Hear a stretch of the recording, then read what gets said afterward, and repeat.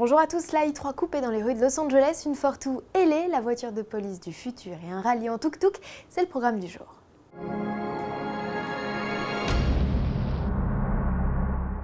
Débutons cette édition avec des images de la i3 Coupé avant de s'exposer sur le stand BMW du salon de l'automobile de Los Angeles. La dernière année du constructeur allemand était dans les rues de la Cité des Anges, l'occasion de découvrir ou redécouvrir les lignes de la 3 portes, version visuellement très aboutie. Comme nous vous l'expliquions la semaine passée, la i3 Coupé se distingue de la 5 portes par ce rajout de matière au niveau des passages de roues arrière. Elle est aussi plus longue, plus large et plus basse que la 5 portes.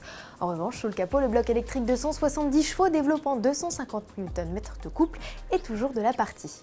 La i3 Coupé, troisième modèle de la famille, après donc la i3 et la i8, pourrait débarquer dans la gamme courant 2014, même si BMW n'a encore rien confirmé.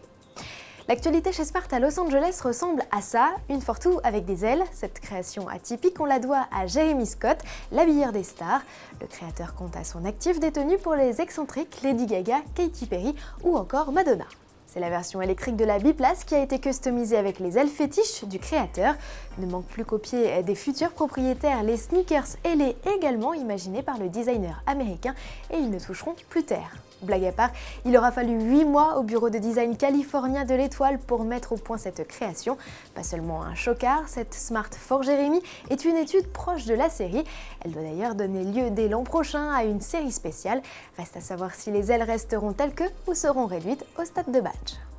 Restons à Los Angeles. À quoi ressembleront les voitures d'intervention rapide de la police en 2025 ?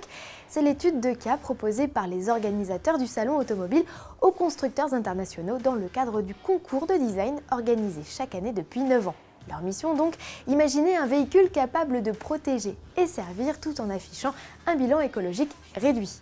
BMW a imaginé 2 véhicules dont un module volant.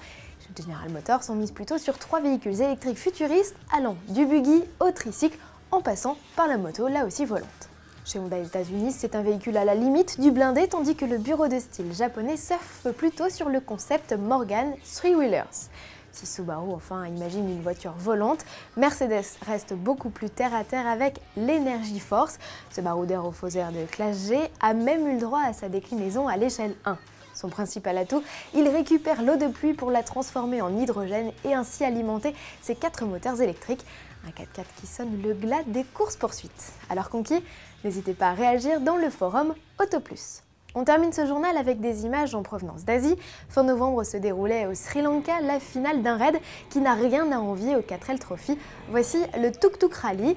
Dans une ambiance joyeuse, les participants tentent de venir à bout d'un parcours rythmé comme des spéciales de championnat du monde des rallyes. À la clé des scènes cocasses, recette du succès de l'épreuve. À demain.